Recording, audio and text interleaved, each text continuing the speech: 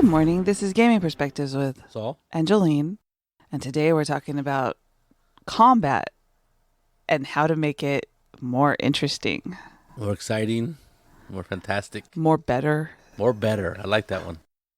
Yeah, I think a lot of times we talk about combat and we don't really talk about what as a GM or as a GM, how do you do combat? Do you just have them roll dice and them tell you the damage and check off the monster? Though I've done that in the past and I'm guilty of doing it to get past the encounter. Why would you put an encounter in front of the characters unless they mean something?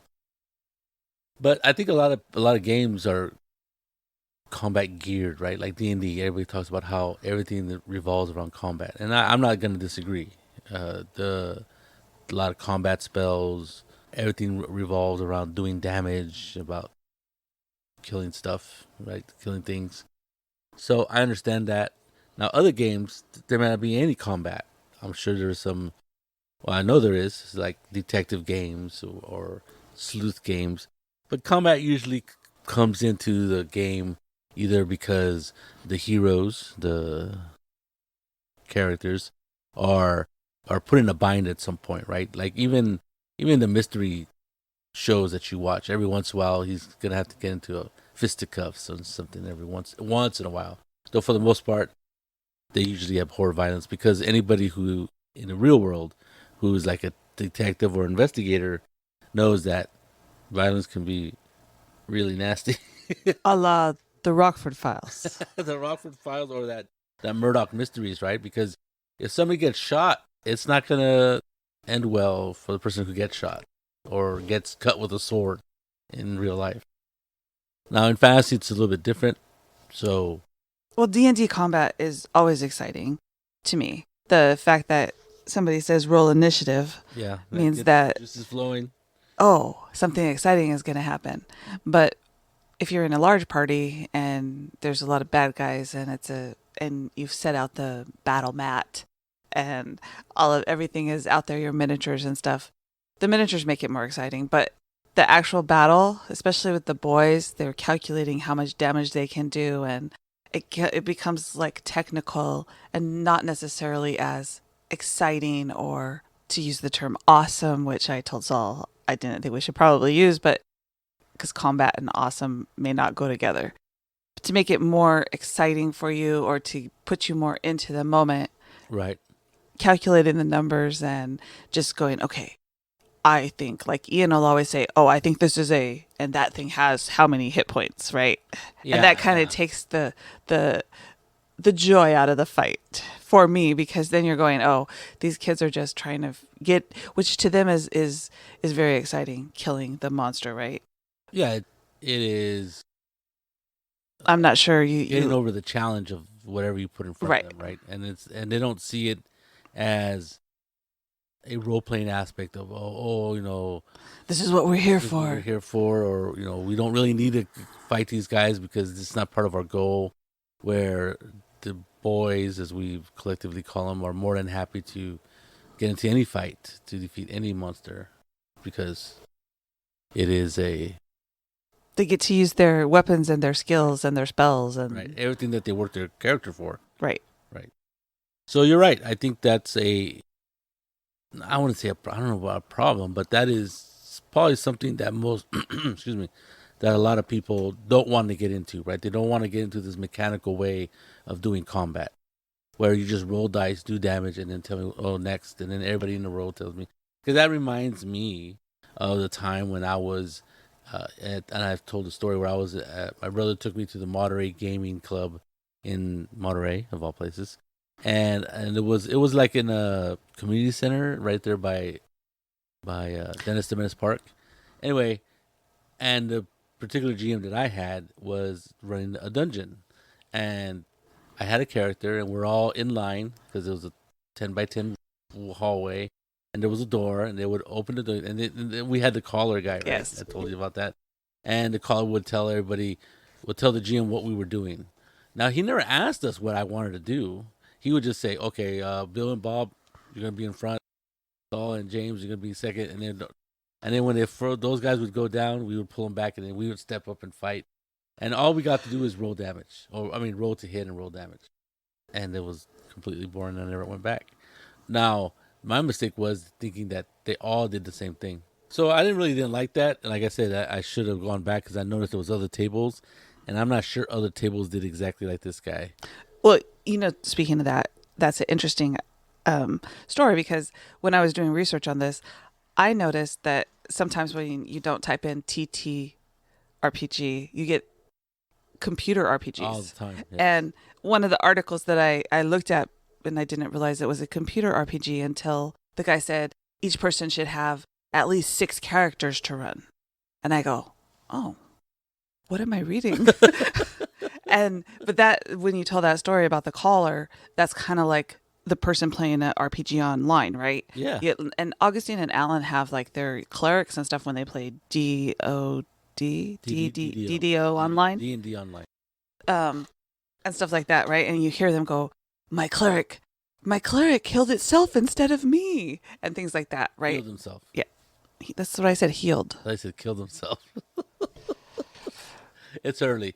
But those are their hirelings. Right. No, but what I'm saying is that the caller was using you guys like cannon fodder as you're going, right? I don't even know. I've never played anything close to that. Even like when we were playing dungeons, right? Not that we played a lot of dungeons. My brother, I've said it over and over again. He took us out of dungeon pretty early on, and I was like, "Oh, this is," because my brother really liked going there, and he really liked playing there. I think he just liked playing because he didn't get to play with us because he was always our. I don't think all callers were like that because why would you play a game when you're not allowed to say or do anything, right? Yeah, I don't know. Or maybe I was just new and he didn't want to listen to me. But I didn't hear anybody telling him anything like, "Oh, I know, I'd rather do this." Maybe he was just a "Oh, I'd rather tyrant. do that. I think that could be it too. He was a tyrant, but it was so like literally. I got to roll dice and that was about it. So, what are your ideas on how to make combat more exciting? Oh, okay. Yeah, I did make a list. I think the first thing I said was try to be more descriptive, and this is something I've probably on every level everybody should practice, right? Be more descriptive of the situation, and I think that takes it out of this, what is it, this mechanical fight of just hit, damage, HP loss, that kind of stuff. I think that the most descriptive game that you've described before is like Feng Shui, where Right. it's not so much what you're going to do, it's how you're going to do it, right? What is in your vicinity that you can use to improve your whatever weapon you're using or what you're going to do? Can you pick something up and use it? Right. The kind of Hong Kong Action theater kind of thing where it's not just about taking your gun out and shooting them, but how you do that. Yes, it's the look. Yeah. Yeah. And I think a lot of this can be done by the GM, and hopefully it'll give the players the idea of what you're going after. Inspire the players. Right. I guess you could do it like in a session 0, or say at one point, even if you're going through an ongoing campaign, say, I'm going to try to change combats a little bit, make them more descriptive, and see what you guys think.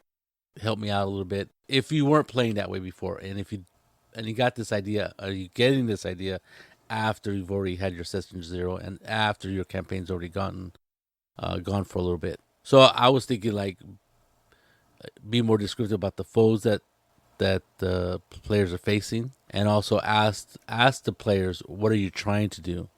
Like, what are you gonna do? Instead of saying, instead of just well, what did you roll to hit? Instead of doing that, say, what are you trying to do? And then if they're very descriptive, then maybe give them a bonus to their combat because they're helping you describe things. And I think I tried that for a little while and it was working and people were being more descriptive about things. But because I had a large table, I think it was a large table of 8 time when we were running D&D, right? I think it was 8. Everybody describing something would definitely slow down the combat. So I kind of moved away from that kind of super description type of stuff. Well, I think maybe you could have every other person describe their combat then. So if you don't want it to take too long. Or have them do it once, right? Say, Right. oh, and then for description, not only like what are you going to do, but maybe you should know what your weapon looks like and what kind of damage it does, how it does stuff, right? Yeah. Like if you're swinging a warhammer versus a sword, Right. you're going to be bashing Bash. things That's exactly what I was thinking. instead of slicing through, Right. right? Yeah, slashing and bashing. Yes, exactly. I totally agree. So another thing I have on my list is location, and like all realty and businesses, it's all about location, location, location. Right? Those are three most important things. So location to me is like where is this combat happening, and how is that going to impact the The situation. the situation? So if you're in a forest, it might block line of sight. Things might jump out of the trees. Characters might hide behind trees, You might trip on the pine cones on the the vines ground. and stuff, and the roots. There's that. If it takes place in a city, there's buildings obviously, but maybe there's roofs and awnings and all these other places, or everything from rooms to outdoors to dungeons for one. There might be maybe it's not a real, what do you call it, well made dungeon, right? The stones are not flat on the ground, and it's dark and it's murky and there's puddles of dank water here and there. So use that to the May you advantage. hope you're hoping it's water. Well, okay, yes, I never thought about that, but there's liquid like substances on the. It So could be poison and you for all could you use know. yeah you use that's even better. You could use these descriptions both as a GM and maybe a player can use them, right? Was And there a loose rock? I'm gonna kick the loose rock and try to trip the monsters or whatever. the boys would say, "Are you sure that's not a mimic?" Because They would be very cautious. the I think it's important if you're talking about description that you can always pull out a picture, right? Or pull up a picture if you're on Roll20 of what you're envisioning this fighting Right. area as looking at. Like Right. it's a construction set. It's a road with trees on both sides of it. A great ambush spot. There's Yes. big giant boulders, right? You show them a All these picture. boulders. Well, it leads me to the other one. Not only is location important, but stuff on the field. I put stuff on the field and my notes, and that's just stuff that could be there, like boulders, like you said, trees. If you're in a warehouse, boxes of stuff, pallets of stuff. I always liked warehouses because and I like warehouses in feng shui because it can be anything there, and I purposely put the stuff in warehouses or events in warehouses because players via the characters can be very inventive about what they're gonna do and how they're gonna use the space with their combat skills or in the fight.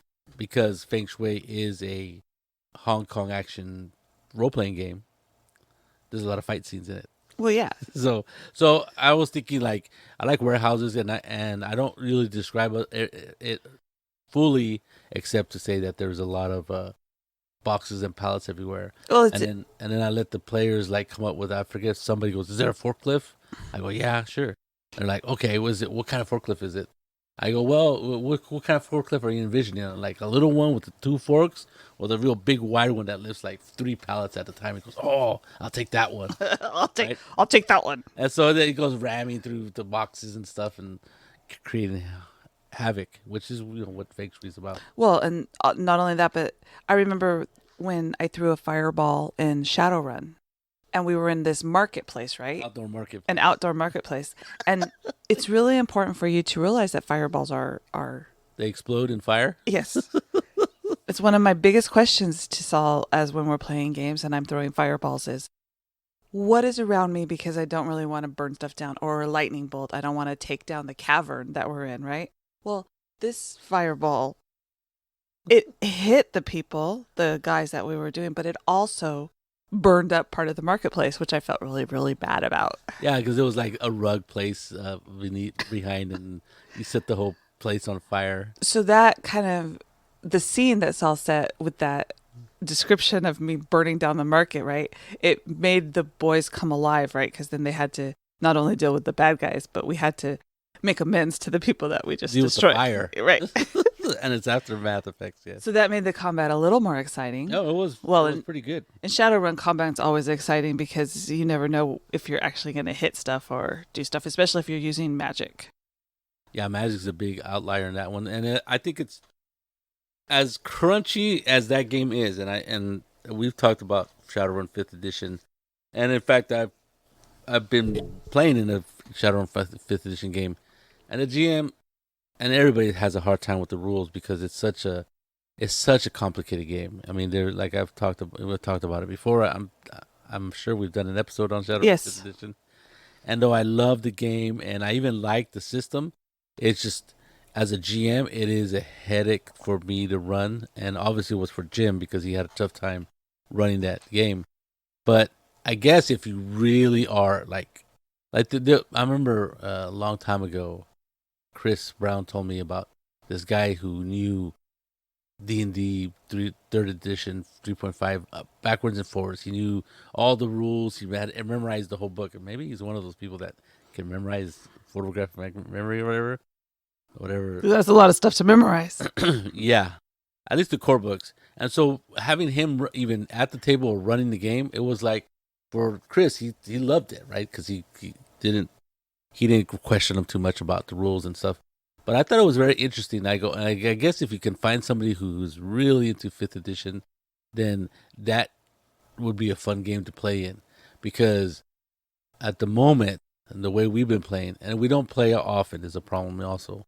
Shadowrun is a game that you got to keep playing. It's like learning a language, right? If you don't use that language, you tend to get really rusty, and then you get that broken language. Especially if you play a magic user or a techno, because you literally have to remember all the things about throwing spells and what it means, what you have to do, how much damage you're possibly going to take, and how to figure that out, how to calculate it. And that's another reason I like Shadowrun is because magic in that sense is so dependent on how much risk you are willing to take to make about how much power to put into your spell. And I love the idea that the more power you put into a spell, the more chance that spell is going to drain you, right? And if you take too much drain, it actually can knock you out. Literally knock you out. Because they're stunned. I've had that happen to me before. Yeah, but I mean, and that's the kind of decisions you make as a sorcerer. Is that what they're called? Yeah. Well, I don't know if they're magicians. They're called magicians. Okay.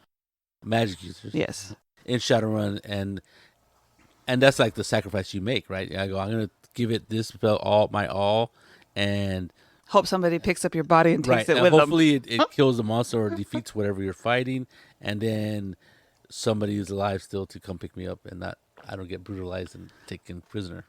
And that causes the scenes in Shadowrun to be more descriptive because of what's going to happen to you, right? So, like, if you're going to go and do an astral projection thing, you need to have somebody that's going to protect your physical body. And that happened last night with Philip. He's a magician, and he goes, "I'm going to astrally project," and then guys, watch my body. That's what I always say. I always tell Alan, please don't leave me alone.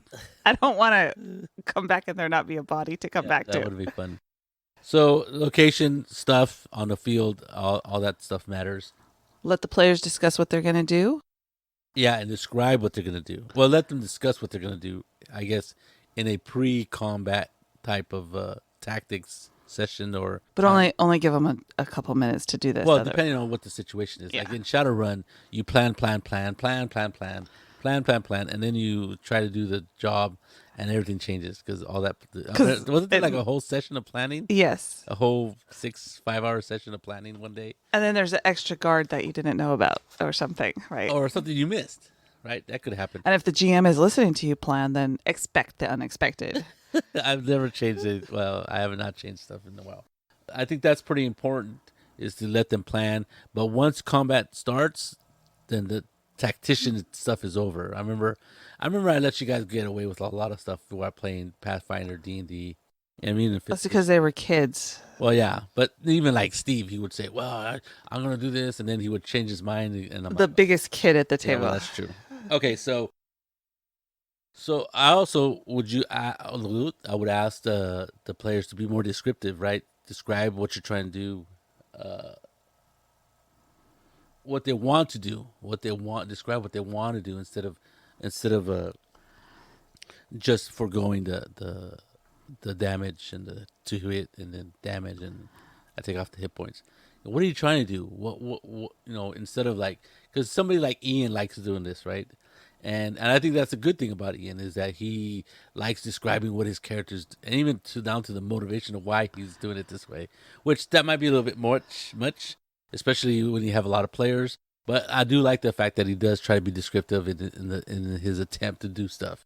And I think the only flaw he has is that he tries to too much, right? If he cut that in half, that would be perfect. But because he really wants to be descriptive, he's throwing all these elements in, which may or may not be possible. And then, but that's good, right? I'd rather have somebody try to describe too much than just say, "Oh yeah, I swing my sword at 23 hit points." Next. Well, somebody that might be the most they can do at that particular moment. So, Yeah, but you can be more descriptive. Is like I go like, well, what are you trying to do? Are you just trying to kill the monster? Are you trying to scare him off? Are you trying to? What about the ones behind him and all this other stuff? Especially like in D&D, where you get piles of monsters backed up against you. Because you could like for example, if you were to say, well, I'm gonna try to bash his brain in, right? Or I'm gonna try to hit him where blood splatters on the rest of him, right? And then I'm gonna scream, "Arr!" Well, I go, whoa, that'd be interesting. And then he does 23 hit points of damage, right? So he might kill the monster or I should say the foe that he's fighting. But I'm going to take into consideration what he said. And then, because of the way that he did and how he described it, the foes behind him might like, oh, they're going to start backing off retreating. because Yeah. they're seeing this crazy person, right? Yes. Crazy dwarf or whatever he is now. And I know that after you were watching or listening to Matt Mercer's Oh, yeah. game, you came up with and other people have done it too, but the describing the killing blow, right? Right. The critical hits and stuff. Yeah. Oh, in that case, it's the killing blow. Or the critical fails. Yes, and I think what that does. I mean, I like the idea of you describing the final hit or whatever, how you dispatch the foe. But on top of that, what happens a lot of times is critical hits, right? Critical hits or critical failures happen, and I think we've talked about this as a single GM, you might rack your brain after a while of what to describe what a critical hit or a critical fail looks like or what it is and what it does. I think the best idea is to parcel that out to the players, right? Because sometimes, and I've heard this, and I'm not sure if I still believe it, but a lot of people who say like podcasts and stuff that I've read and I've heard and I've read blog posts and stuff, they say that players come up with worse stuff that they were thinking, right? As far as critical fail, they were thinking, "Oh, you critical fail your sword. Oh, you drop your sword." But then they go, "My sword breaks and shatters into a 1,000 pieces and is irrecoverably lost." And the GM's like, "Oh well, I was just thinking. I'd never thought about that. I was just thinking you dropped it, but now you just rolled your sword, right? You got a backup sword. Now the guy's totally defenseless. Where before he could have just reached out and tried to grab his sword. Where if I roll a one, I could just say that I tripped, and everybody at the table would know that that's possible. And my sword went flying. Well, yeah. Well, even then, like even if it's the same thing over and over again, I think as a player, you might get tired of that trip and lose your sword. You might come up with something different after a while, right? Like, yeah. Well, and players will always come up with stuff that you aren't thinking of at the time because you're running the monsters and moderating for the players, right? In the combat and the description, whereas the player, unless they're really into what everybody's doing, Yeah. which they might be, but they're probably more into what they're going to do and how they're going to do Yes. it. So they're going to have these ideas in their head as the combat's going along. Right. So they're more likely to describe things in a different way than you're thinking. Definitely. Yes. And then everybody's different, right? And that's what makes this game RPGs very different than anything else is that you're all helping tell the story and you're all describing stuff, and I think that's what a lot of people like about it. I think it's important too when you allow your PCs to describe stuff. Yeah. that you might want to set some gore rules, right? I don't want to hear about the innards coming out and being splattered on the ground, right? But some of the people I play with believe that that's an important aspect of the game to tell you how they left the dead body there. Yeah. Yeah. Yeah. I'm not into gory stuff either. I think I don't know. I don't know what I think about. I just that's what I think. And so when people and I heard people get really grody, especially the boys, right? They get little. Well, they want to know. They want to tell you how they cut the head off and the blood squirted, right? Yeah. And I'm talking about Steve, not necessarily the Yeah, and boys. then sometimes they get a little like, oh, I cut open and his guts come falling out and all this other stuff. I'm like, okay, that's fine. But I know if I'm asking for it, I'm fine. I don't know how much gore is too much gore. I guess if it keeps going on, They're not that descriptive. they're not that descriptive. And yeah, right. And I think for the most part, I'm not that queasy about stuff like that. But it can happen with certain people. Another thing I was thinking about was The absent-minded professor. read my writing. So a thing is for me is to keep the combat moving as quick as possible. As soon as people are okay, I do my damage. Here's my hit. As soon as it becomes boring, then combat should start ending because you don't want a long, boring session of combat. And so for me, combat should be quick. Even in D&D where combats can take a long time, I think you should just shorten it somehow, either by having the creatures run away instead of to the last kobold standing. And I've totally been guilty of this as a GM where every creature to the last man, they just keep running at them and stand in front of the PCs. And I think that's because I play that way when I'm a player. I play that I never retreat, never surrender, right? Even though had the stark reality slap me in the face when there was this one dragon that was way beyond our capabilities to kill, and we kept going after it, and the GM like was kind of saving us by the dragon was like running away from us because we're kind of being a nuisance, and we were trying to come up with all kinds of, and then finally the dragon was like in a hidey hole where we couldn't get to, and we're like, oh, but we want to get that guy, right? So I think I told the story, and then Sip was running the game. And then after all was said and done, we never caught the dragon because he just ran away. And then at one point he didn't run away; he just hid away in his cave. And then and I think at one point he came out and breathed on us and did a lot of damage to us, and we were almost dead. But we came back and were able to heal. You know, we had a cleric and whole healing potions, and we're like, we're gonna get that guy. And then at one point, at the very end of the session, we finally, I don't know what happened. I think we finally just left. And then, because we were just like fed up with this thing. And then Sip goes, well, did you guys ever think about just running away? Just getting away from the creature? Because you couldn't kill it. Because it was too powerful. And he was like, and I was like, what? Run away? Why would we run away? And even with that and that sticks in my head, I'm still to the last man standing. You know, I don't let the foes run away when half of them get decimated. Because like if half of them get decimated, what makes the second half think that they're gonna do what to finish the job, right? If not even one PC's gone down, I'm like, you're right. They shouldn't even stick around. So that's a big problem. So keep the combat short, keep it moving fast paced. And I know D&D and other games are hard to do that with, but because D&D you have so many hit points, but Shadowrun and other games have changed this where they lower the hit points and they make the game more lethal no matter what level you are. I think I was just reading the 2090 Low Life 2090, which is like a Shadowrun inspired D20 game, a roll 5th edition game, and it doesn't have a lot of hit points. It caps the level at 10. You never get more than your Constitution plus your bonus in hit points, and every level above that, all you get is 1 hit point. So you're averaging, let's say, Constitution between 15 to 23 in your first level, but then it just goes up by 1 hit point every turn, every level. I think maybe the reason that games have gone that way, right. Not towards that way, is what you're talking about. Combat taking too long. not only combat taking too long, but characters having so many hit points that they keep doing stuff, right? But when you're higher levels in D&D, the monsters do larger damage to you. Right.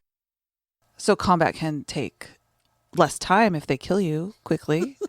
I guess you can just put a Tarrasque in front of them and just have them stomped on them. But anyway, but still, usually people care about, what is it, challenge rating, or Yes, all of those. or foe rating or monster rating, and make sure that the encounter is balanced. And I've told everybody on this podcast, and I could care less about balance. I throw monsters at them, and I don't change stats and stuff unless it's a monster I want to change, because specifically the boys will know what the monster is and what it can do and how many hit points it has. I will, and I've purposely told them, and I tell them over and over again, just because a monster is a certain way in the book doesn't mean that I am using that exact same monster, because you guys have all read the book, have memorized the book to a certain extent. Especially the monsters. Especially the monsters. I want to throw you something different. I'm going to throw you a curveball. And it doesn't matter, because it's my world. I'm going to change whatever I want. And there's been a few surprises every once in a while. They go, I think it was Augustine or Ian. They go, oh, he can't do that. I go, oh, yeah, he can. Yes, It was probably Augustine. He just did it. I think we're running a little long, but there's a couple of things we could talk real quick. Let foes do smart things, right? Just don't let them stand and take the hits. Let them maneuver about. Let them come up with ideas. Let them shout certain things and try to convince the players, the characters, that he has like something up his sleeve, even if they don't. That kind of stuff. Make them more interesting than just a bunch of mooks to kill. And in turn makes them more interesting, right? And that's another thing. I like the idea of mooks. I think the first time I ever heard of it was in Feng Shui, where mooks are characters that don't matter, or NPCs. They're just cannon fodder. Well, it is a combat action, Hong Kong action game. So you mow mooks down, right? They're the ones to get to the bad guy. In the movies, they're the ones that like John Wick, right? He kills everybody until he gets to the real bad guy, and that's the guy who isn't going to go down with one shot to the head, right? He's too skilled, right? And that is what a mook is. A mook is all these. That's why you always do 2 shots to the head. Mooks are people that can go down and you can mow down as a player character. But then you have a named character who's a little bit smarter, a little bit hardier, obviously, and is a little bit different. The boys would call it the boss. I've been calling it the big bad guy. Some people call it the big bad. Play to the player's strengths real quick. If you know that a certain character has a special weapon or something like that, but they hardly use it because it doesn't really come into play.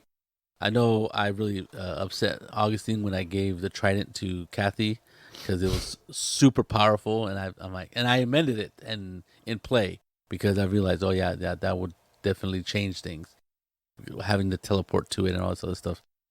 And still, I think the reason I put that in is because she didn't have a weapon that she thought was very, what is it? She didn't think that her combat did anything, because the boys were really, really strong, right? They build mini-max characters, right. And she built a character that, she thought was cool. Right. But the fact that she didn't have a magical weapon, or even her sword, even if it was a +2 or something, wasn't doing the kind of damage or giving her the spotlight, right? Letting her do something that would actually make a difference. But that trident, man, really made her happy. Yes. What my argument to Augustine at the time is that she wasn't even with the trident, she wasn't doing as much damage as they were. Right. And I'm like, so where you guys? But he was not crying, but he was complaining about that trident. Go, oh, it's way too powerful, Dad. You should have given her that. I know you just gave her that to make her fair, whatever. My son, a little big baby. And I'm like, yeah, but she does half the damage you do. She did like 23 points of damage or 27. You do like 53 points of damage. What are you crying about? He was still not happy. But that's what I'm talking about. Play to the player's strength. If you know that a player has Fireball and really likes using Fireball, then put them in a location where Fireball would really work. Or make it really dangerous. A nice confined space. And then last last but not least is have fun, right? The whole idea of combat is to have fun. Don't let it Don't go. make it too long. Don't make it too long. Don't let it get boring. If players are seemingly like kind of bored or not having fun, I don't mix it up. Do all these things, change them, make them shorter, make them more fast paced, make them more exciting, and I think you'll have a lot more fun. Have half the bad guys slip away. Yeah, that definitely works. I mean, there's no reason why they will fight to the last man. So I think the whole point of this episode for Saul is to tell you to be more descriptive in your combat. That'll help. Make it more exciting that way by making the players describe stuff, not making it too long, and Yeah, and get the players involved in that description, Yeah. not just you. That because you're not writing a book, well, not writing a book, but two also is that it keeps them involved. right. It's better for them to be involved than you orating some lecture to them. Yes. So there you go. This is Gaming Perspectives with So Angeline. you have a good day.